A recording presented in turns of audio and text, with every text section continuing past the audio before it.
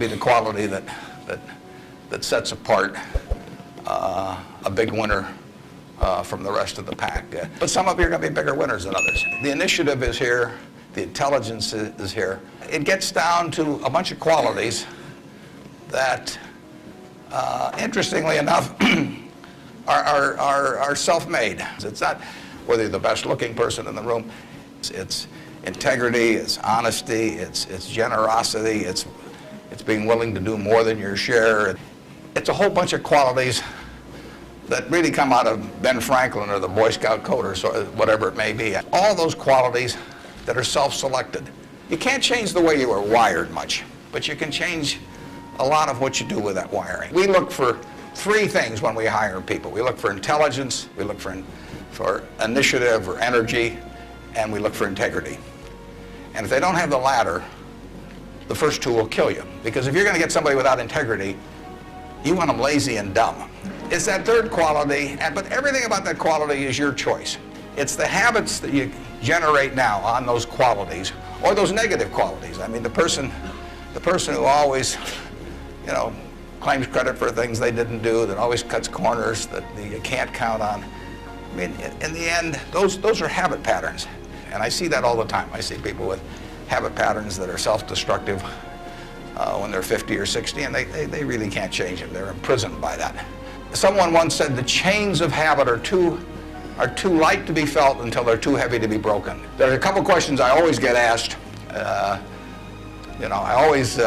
People always say, well, who should I go to work for? I was up at Harvard a while back, and a very nice young guy picked me up at the airport, Harvard Business School attendee, and he said, I thought it would really round up my resume perfectly if I went to work now for a big management consulting firm. And I said, well, is that what you want to do? And he said, no, but he said, that's the perfect resume.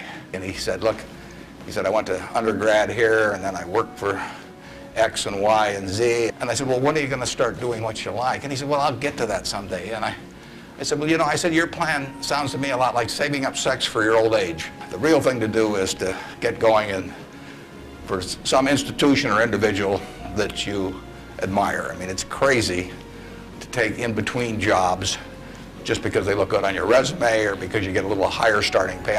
The dean called me up a couple of weeks later. He said, what'd you tell those kids? He said, they're all becoming self-employed. So you've got to temper that advice a little bit. If you get a good business, it's the gift that keeps giving. I mean, it gets better over the years. We have 73 businesses. We've got a little bit of everything, but I want more of everything. And I hope the 73 becomes a much bigger number.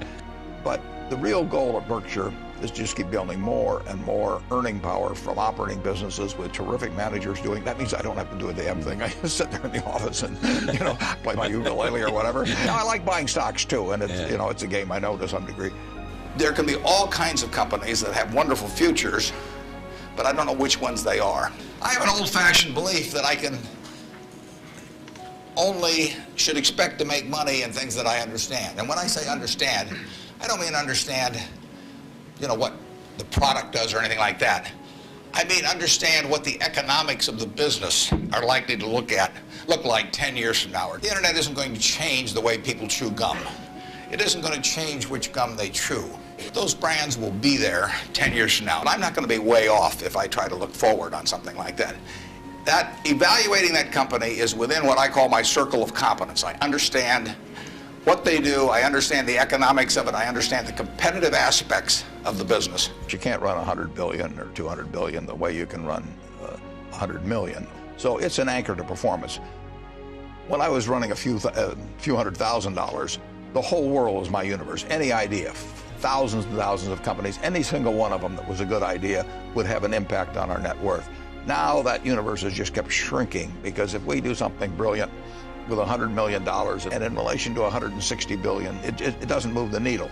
So I have to look at a very, very large companies, and that means that relatively few companies. That means that all kinds of things that would make sense for me to do if I was running $1 million or $10 million no longer make sense. I tell people, we're looking, we're looking for St. Bernards and not Chihuahuas, and And even though I say that, I hear about a few Chihuahuas. I mean, people can't resist the temptation to say, but I've really got this wonderful little business, and they may have, but I just can't, I can't focus on that. Everybody knows our check will clear. We can do big deals. We never stick in, we've never made a contract where it says subject to financing. I mean, we're financed. And so when somebody, if I shake somebody's hand, they have a deal.